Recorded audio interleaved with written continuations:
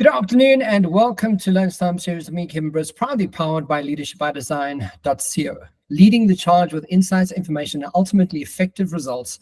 Joining me in today's leadership and coaching segment, we have a CEO and a high-performance cultures consultant, Becky Ray, all the way from Bristol in the UK. Becky, welcome to the show and thanks for joining me. Oh, thank you very much. Pleasure to be here. Yeah, I'm so excited that we could have this opportunity to chat. Before we dive right into it, don't you want to give us some idea of who you are and a bit about your background? Yeah, sure. So my name is Becky Ray. I live in the UK.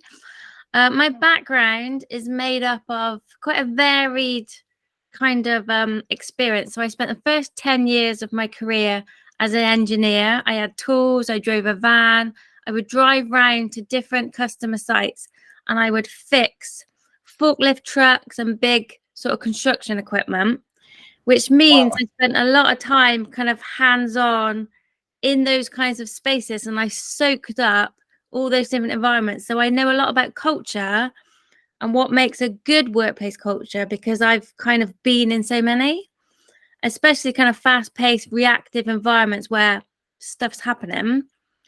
I then moved into health and safety leadership, and I spent another 10 years, again, in safety critical kind of environments. So like rail, construction, infrastructure, manufacturing, military aviation, those kinds of spaces where, again, there's people that are doing physical work, physical skilled work with their hands.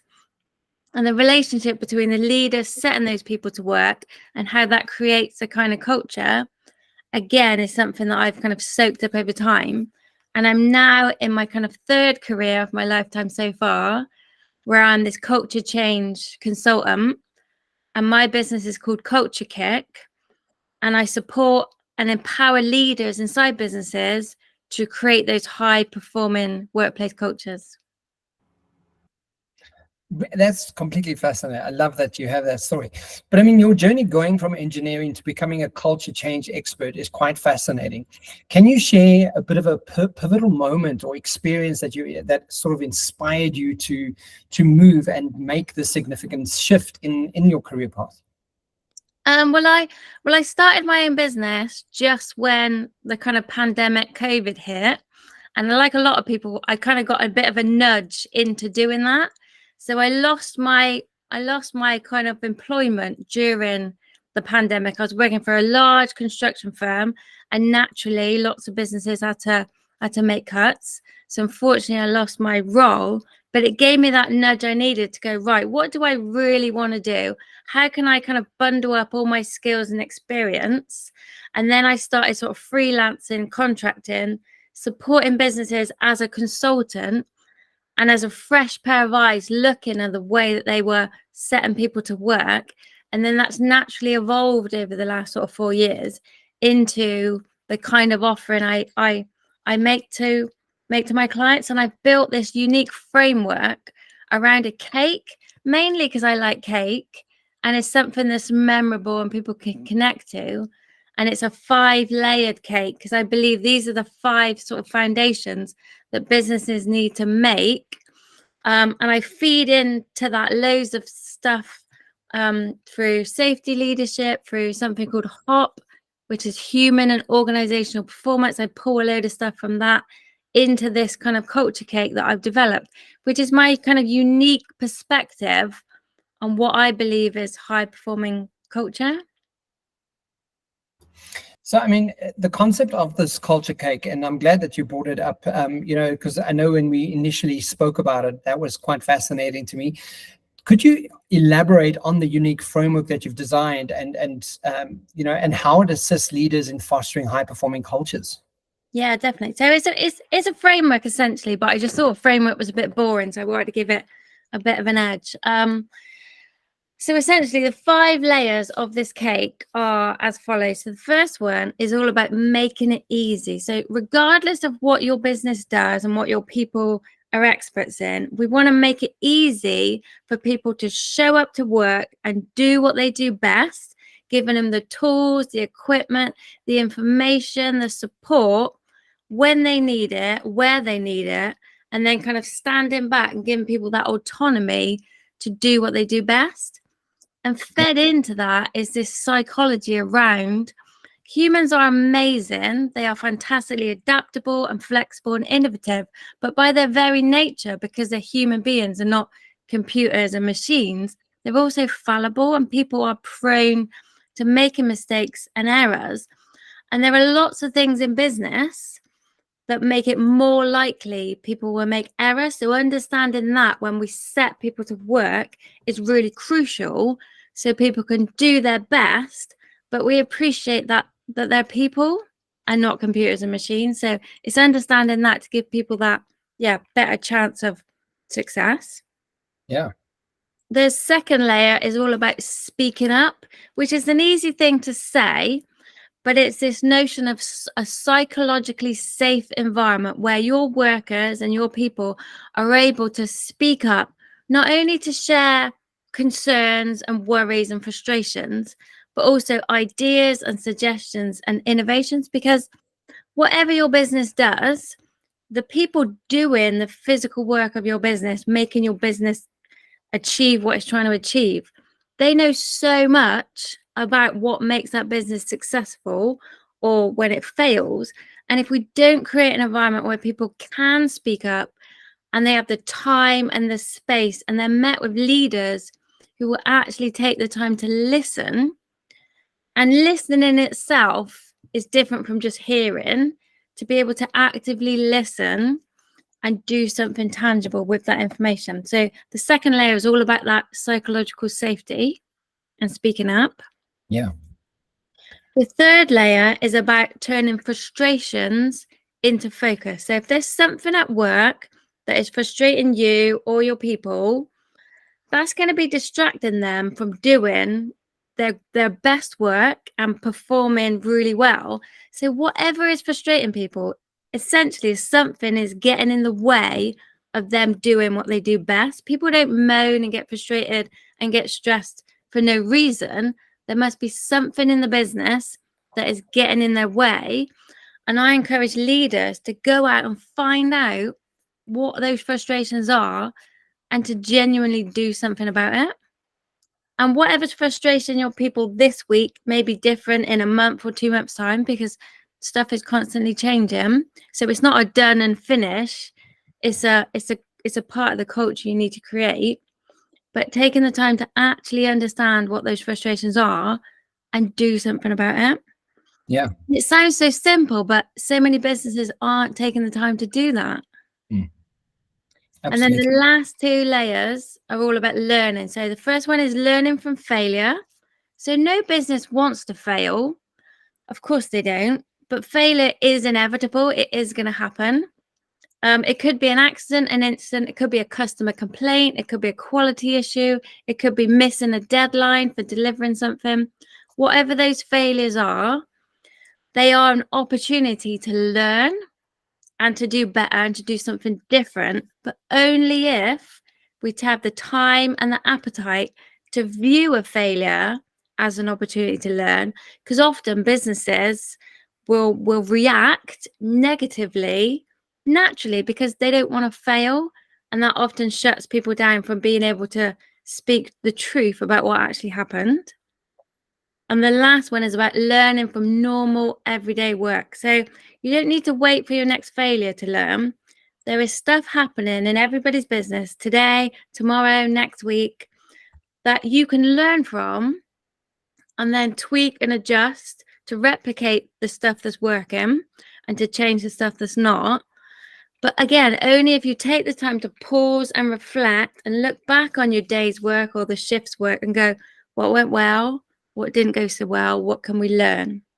And that is quite a change for some businesses to have that kind of learning focus. I love that. And I, one of the things that I always share with all my clients is the brains. We know that brains love structure and strategy. And this is a beautiful structure, to kind of with cemented in a strategy that you can actually use to really formulate and assist your culture, make it easy, speak it up, or speaking up at least, frustration into focus. I love that because I think What people don't realize about the frustration is frustration can be so debilitating, right? It can skew the whole project. It can skew people's Yeah. emotions. It can skew people's mood. Yeah. And for a high performing team, uh, they have to be adaptable enough to kind of get over whatever and fuel that frustration into the focus so that it actually helps them move forward. Yeah. If it just settles into frustration, it debilitates the environment. Yes, definitely. And that negativity from that frustration is contagious. Yeah. It spread like wildfire through a team, through a whole business, especially if it's been there for a while and people have this perception that nothing is being done about it. Absolutely, yeah. And then the last two, you say learning from failure and learning from everyday work. I love that because, one of the human needs that we often teach around is the need for growth. As a human, we all have this need that we essentially want to grow, we want to learn, we want to thrive. And the moment you take away growing, we feel like something's not happening. We feel redundant, right? But when you activate that learning process and it becomes part of the culture, it really solidifies how a high-performing team really can step into gear and take it to the next level. Yeah, definitely. And I always try to relate that to like a Formula One pit team. Like, think how many practices they do to get to the point where they're so slick and efficient. But every time they do a practice, I bet you that they stop and they go, right, what went well, what didn't go well, what do we need to change, what do we need to tweak? And they have a discussion about it. So that is them learning from normal everyday work incrementally to get to the point where they're that then slick hot when they do it in real life. And normal businesses can adopt that same principle and just get really good at what they do. Absolutely. So, training, workshops, coaching, and consulting are key components of the approach at Culture Kick. Could you provide us with an example of how these elements come together in practice to transform an organization's culture? Yeah, definitely. So I've got a brand new client that I've just started to work with. So I'll take you through the journey of what that looks like. So my kind of signature package is bringing this culture cake to life and helping leaders inside a business cultivate that high performing culture. And it runs in kind of 3 phases. So the first phase is discovery. So if I'm going to support a business, I need to discover what it is they do, where they do it, how they do it. And that discovery is for them too, to see where they are right now, what's working and what's not. So, for example, I'm going to be going into this business. I'm going to get a bunch of leaders together in a room and run 2 facilitated workshops. And I use a kind of strategy called learning teams. Now, it was born out of the nuclear industry under the banner of HOP, which is Human Organization Performance, which is about a facilitated workshop to understand work from the people that do the work. And it's run across 2 sessions. So the first one is just about learning. So I will facilitate a conversation with these people just to get them just to share and offload. Where are we right now? What's working? What's not? Sometimes I frame it under what does a good day look like and feel like for you? And what does a bad day? And that can easily conjure up some stuff. And then they have an overnight, what we call reflection or soak time, so that they can really think about what they shared. They come back the next day and we do another 2 hours about, well, what things are the most important things that we need to do something about? Where should we spend our time and effort in looking? And then they get to a good point where they're like, yeah, this is where we really need to focus. And then I understand where they are. And then I would deliver a series of 6 half-day workshops, and this particular client spreading that over 12 months. So I would go in and spend a morning, half a day with this bunch of leaders. It's a kind of a hybrid between training and a workshop. There is some training I deliver, but it's more interactive. Yeah. And I see my role as offering up them a load of ideas and suggestions, and they kind of taking from that the pieces that work for them. And then in between the workshops, I then run group coaching because they need to go off, try some stuff and come back to me, and we'll go what worked, what didn't, what challenges you facing. Because the really key bit is I can't change a business's culture. Only the people inside the business can, but I can most definitely support them and hold them accountable for going off and trying some of the stuff and learning as they go. So it's a 12-month program. They will get 6 half-day workshops, and then interjected in that is this continuous support. And I love supporting businesses for a big chunk of time because I get to see it evolve, and I get to hear the nuggets of, oh, we tried that and that really worked, and we've started doing this, and this is the information we're getting. So does that make sense? Yeah, I love that. And I think, again, it comes back to just giving people a nice structure to formulate and understand and unpack. And it's almost like the design thinking approach, where people get to use a structured approach on understanding and how whatever they want to unpack is applicable to their environment and for them in that environment. But I like the soak time, because essentially, when people go away, they ruminate and they rethink, reframe information, and adjust. That's what neuroplasticity allows for, is to make those connections for something that maybe wasn't available to them yesterday or last week, and suddenly something shifts, and they come up with a whole new sense of idea system and what they could actually implement in that environment. So I love that. And I mean, one of the things that we mentioned earlier is around the impact that it has on people, and so the impact of positive workplace culture on employee performance and satisfaction is well documented. But from your experience, what are some of the common challenges businesses face when trying to improve their culture, and how does your approach help overcome these obstacles? I mean, there's quite a few, but I'd say one of them, and you mentioned the growth mindset earlier, one of them is, if you've got a business, and especially if you've got a business with people that have been there a while, and they may have not had external influences on their mindset and their learning, so they might be quite traditional, and they might be leading in a way that, again, feels natural to them, and they've experienced from leaders that they had when they were sort of more junior, and they're kind of stuck in that cycle of, I'm just going to do it this way because I've always done it that way. So something that's hard, I've got to unpick that, and that's why I stay with companies for a while to watch that unpicking, is to take someone who's really narrow focused on their style of leadership, to kind of unpick some of that, to help them be a bit more curious about trying new ways. Because essentially the businesses that have got a really successful, high performing culture have most definitely got a growth mindset. They're able to learn, they're able to adapt, they're able to self-reflect. And that is quite a shift from some traditional industries that have got a traditional style of leadership that's quite direct. I'm the boss, you're the workers, I'm going to tell you what to do and then hold you accountable for doing it.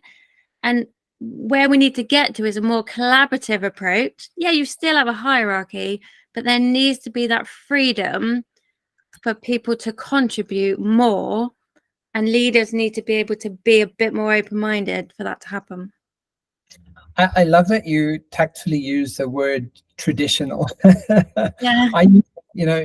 Depending on the environment, I would ask the audience, please tell me who's, what is the general age, if anyone is above the age of 40.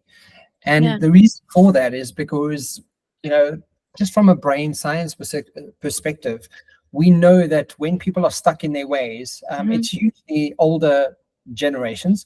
And yes, I'm making a generalization, but the point is, we know that until you've seen that and recognized that, and you rightfully mentioned, traditionally when people haven't had outside influences in their own business, you don't know what you don't know until you know. And so it's that unpicking becomes quite obvious and quite significant, and beautiful to see when people kind of make those connections, right? I love it. And for me, that is my most favorite part of my job, is having those aha moments. And you might not get it in the first few interactions, but over time, when somebody's able to lift the mirror on themselves and go, oh, maybe what I do and I say and my approach might have something to do with the results I'm getting with my team, is fantastic. And someone going from quite a kind of grumpy, grouchy, oh, this is how I do it, and you can't come in here telling me this newfangled way of doing something, to slowly see them come on that journey is, oh, it's amazing for them. But like, I can't do that for them. I can just sow the seeds of new ideas, but they have to find it in themselves to become open to that. And again, it's fascinating from just watching, and I love people watching, but to watch people kind of open up a bit to that is, yeah, it's mesmerizing.